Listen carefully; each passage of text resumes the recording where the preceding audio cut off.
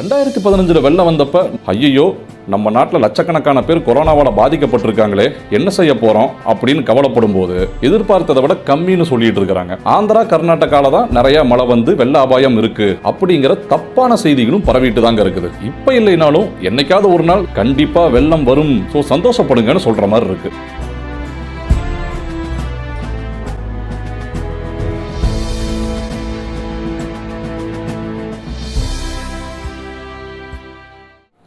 வணக்கம், நான் பிரபு நித்யானந்தம். நீங்கள் பார்த்துட்டு இருக்கிறது 10 to 10 ப்ரொடக்ஷன்ஸ் வழங்கும் மனசாட்சி. தீபாவளியை எல்லாரும் சந்தோஷமாகவும் பாதுகாப்பாகவும் கொண்டாடி இருப்பீங்கன்னு நம்புகிறோம். தீபாவளிக்கு அப்புறம் தமிழ்நாட்டில் மேஜராக 2 விஷயம் நடந்தது. முதல் விஷயம், மழை நல்லா வெளுத்து வாங்குது. ரெண்டாவது விஷயம், 50% சீட்ஸ் மட்டும் ஃபில் பண்ண ஒத்துக்கிட்டு தமிழ்நாட்டில் தேட்டரில் திரும்ப ஓப்பன் பண்ணியிருக்காங்க. இந்த 2 விஷயத்தை பற்றி நாம் இன்றைக்கி பார்க்கலாம். அதுக்கு முன்னாடி எங்கள் சேனலுக்கு நீங்கள் இன்னும் சப்ஸ்கிரைப் பண்ணலைன்னா கண்டிப்பாக சப்ஸ்கிரைப் பண்ணுங்கள். தீபாவளிக்கு அடுத்த நாள்லேருந்தே தமிழ்நாட்டில் டெய்லி மழை பெய்ய ஆரம்பிச்சிருச்சு. வானிலை அறிக்கையில் கூட தமிழ்நாட்டில் இன்னும் சில நாட்களுக்கு மழை நீடிக்கும் அப்படின்னு சொல்லியிருந்தாங்க. ஸோ 2015 வந்த மாதிரி தமிழ்நாட்டில் மீண்டும் வெள்ள அபாயம் வருமோ அப்படின்னு கவலையாக தான் இருக்குது. பட் ரீசெண்டாக வந்திருக்கிற வெதர் ரிப்போர்ட்லாம் என்ன சொல்கிறாங்கன்னா, தமிழ்நாட்டில் we have deficit rainfall, அதாவது எதிர்பார்த்ததை விட தமிழ்நாட்டில் மழை கம்மியாக தான் வந்திருக்கு. ஆந்திரா கர்நாடகாவில் தான் நிறையா மழை வந்து வெள்ள அபாயம் இருக்குது அப்படின்னு சொல்கிறாங்க. இது எப்படி இருக்குன்னா, ஐயோ நம்ம நாட்டில் லட்சக்கணக்கான பேர் கொரோனாவால் பாதிக்கப்பட்டிருக்காங்களே என்ன செய்ய போகிறோம் அப்படின்னு கவலைப்படும் போது அமெரிக்காவில் கோடிக்கணக்கான பேர் பாதிக்கப்பட்டிருக்கிறாங்க, அங்கே விட இங்கே கம்மி தான், ஸோ சந்தோஷப்படுங்கன்னு சொல்கிற மாதிரி இருக்குது. தமிழ்நாடு பூரா இது வரைக்கும் 100லிருந்து 150 மில்லிமீட்டர் வரைக்கும் மழை பதிவாயிருக்கு. ஏரி குளம்பலாம் வேற வேகமாக நம்பிக்கிட்டு இருக்கு. இது போதாதுங்களா வெள்ளம் வரதுக்கு?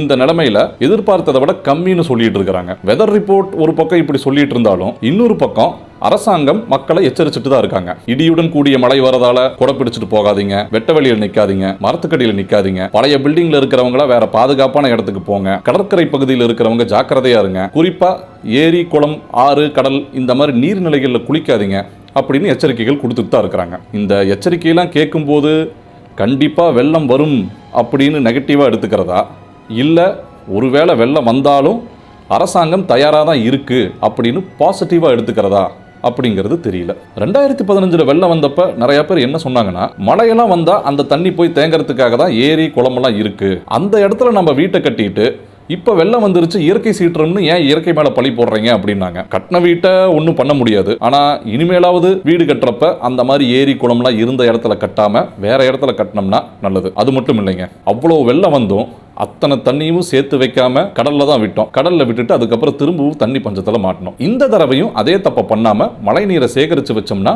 ரொம்ப நல்லது. இந்த மழை காலத்துல நல்ல விஷயம் என்னதுன்னா, மழை பெய்யும் போது பெரும்பாலான மக்கள் வெளியே போகாம வீட்டுக்குள்ளே இருப்பாங்க. அதனால கொரோனா பரவுறது கம்மியாகும். அதே சமயம் மழை வந்துச்சுன்னா மழை தண்ணி கொரோனா எல்லாத்தையும் கிளீன் பண்ணிட்டு போயிடும். அதனால இனிமேல் தைரியமா வெளியில போலாம் அப்படிங்கிற தப்பான செய்திகளும் பரவிட்டு தாங்க இருக்குது. ஏற்கனவே கொரோனா வந்த புதுசுல இந்தியால ரொம்ப ஹீட்டான பகுதி, அதனால ஹீட்ல வீரியம் குறைஞ்சு கொரோனா இங்க எல்லாம் பரவாது அப்படின்னு சொன்னாங்க. பட் என்ன நடந்தது? ஏப்ரல் மே மாசத்துல தான் கொரோனா பீக்ல ஸ்ப்ரெட் ஆகி இந்தியா கொரோனா பாதிப்பு 2வது இடத்துக்கு போச்சு. சோ மழை தண்ணி கொரோனா எல்லாத்தையும் கழுவிட்டு போயிடும் அப்படிங்கிற வதந்தியை நம்பாதீங்க. பிகாஸ் டெங்கு மலேரியா இந்த மாதிரி நோயெல்லாம் மழை காலத்துல தான் பயங்கரமா பரவும். மலேரியாவோ டெங்குவோ வந்துருச்சுன்னா கொரோனாவுக்கு பார்க்குற மாதிரி வீட்லயே குவாரண்டைன் இருந்து ட்ரீட்மெண்ட் பார்க்க முடியாது. கண்டிப்பா நம்ம ஹாஸ்பிட்டல் போகணும். மலேரியாவோ டெங்குவோ வந்துருச்சுன்னா உடம்புல இம்யூனிட்டி கம்மியாக தான் இருக்கும். இந்த டைம்ல ஹாஸ்பிட்டல்ல வேற யாருக்காவது கொரோனா இருந்ததுன்னா நம்மளுக்கு வர்றதுக்கு உண்டான சான்சஸ் ரொம்ப ரொம்ப அதிகம். நோய்களை விடுங்க, பொதுவாகவே மழை காலத்தில் தான்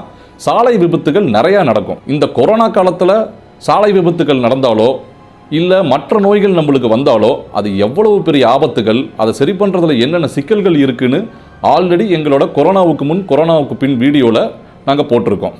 அந்த வீடியோவை பார்க்காதவங்க டிஸ்கிரிப்ஷனில் லிங்க் இருக்குது, கண்டிப்பாக பாருங்கள். ஸோ இந்த மாதிரி மழை காலத்தில் தான் நம்ம எப்பவும் இருக்கிறத விட இன்னுமுமே ஜாக்கிரதையாக இருக்கணும். ஒரு பக்கம் பயங்கர மழையின் காரணமாக நிறைய பேர் வீட்டுக்குள்ளேயே இருந்தாலும் இன்னொரு பக்கம் 50% சீட்ஸ் மட்டும் ஃபில் பண்ணுறதுக்கு ஒத்துக்கிட்டு தேட்டர்ஸ் எல்லாமே ஓப்பன் பண்ணியிருக்கிறாங்க. நாங்கள் ஆல்ரெடி எங்களோட இன்னொரு வீடியோவில் தேட்டர்ஸ் எப்படி ஓப்பன் பண்ணால் சேஃபாக இருக்கும் அப்படின்னு ஒரு சில கைட்லைன்ஸ் போட்டிருந்தோம்.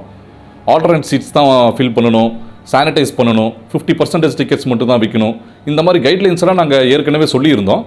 அதே கைட்லைன்ஸை தான் தேட்டர்ஸை ஃபாலோ பண்ண சொல்லி கவர்மெண்ட்டும் சொல்லியிருக்கிறாங்க. அந்த கைட்லைன்ஸை ஃபாலோ பண்ணி இப்போ தேட்டர்ஸ் எல்லாம் ஓப்பன் பண்ணியிருக்கிறாங்க. நிறையா தேட்டர்ஸில் அந்த 50% சீட்ஸ் எல்லாமே வித்துருச்சு, ஹவுஸ்ஃபுல் ஆயிருச்சு அப்படின்னு சொல்கிறாங்க. ஸோ மக்கள் திரும்ப தேட்டருக்கு போக ஆரம்பிச்சிட்டாங்க. பட் வயசானவங்களும் குழந்தைங்களும் தேட்டருக்கு போகிறத அவாய்ட் பண்ணுறது நல்லது. நாங்கள் தேட்டருக்கு அகெயின்ஸ்டாக பேசலை.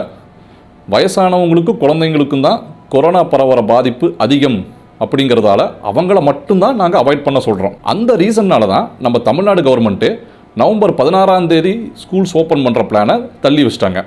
திரும்பவும் எப்போ பாதுகாப்பான சூழல் நிலவுதோ அப்போ தான் ஓப்பன் பண்ண போகிறோம் அப்படின்னு சொல்லியிருக்கிறாங்க. இப்போ இல்லைனாலும் என்னைக்காவது ஒரு நாள் ஸ்கூல்ஸ் எல்லாம் ஓப்பன் பண்ணியே தீரணும். அப்படி ஓப்பன் பண்ணுறப்போ கொரோனாவை தாண்டி வேற ஒரு பிரச்சனையும் இருக்குதுங்க. அதுதாங்க புதிய கல்விக் கொள்கை. நேயர்கள் நிறைய பேர் எங்ககிட்ட பர்சனலாக புதிய கல்விக் கொள்கையை பற்றி வீடியோ போட சொல்லி கேட்டுக்கிட்டாங்க. அதனால் புதிய கல்விக் கொள்கையை பற்றி நம்ம அடுத்த மனசாட்சி வீடியோவில் பார்க்கலாம். இந்த வீடியோ உங்களுக்கு பிடிச்சிருந்ததுன்னா லைக் பண்ணுங்கள், ஷேர் பண்ணுங்கள், கமெண்ட் பண்ணுங்கள். மறக்காமல் எங்கள் சேனலுக்கு சப்ஸ்கிரைப் பண்ணுங்கள். மீண்டும் ஒரு பதிவில் சந்திக்கலாம். நன்றி, வணக்கம். மேகக்கூட்டம் மிதமிஞ்சி இருக்குது. இடி மின்னலும் ஹெவியா வரும் போல தெரியுது. கிளைமேட் சரியில்லை, ரிட்டர்ன் ஆயிடலாம்.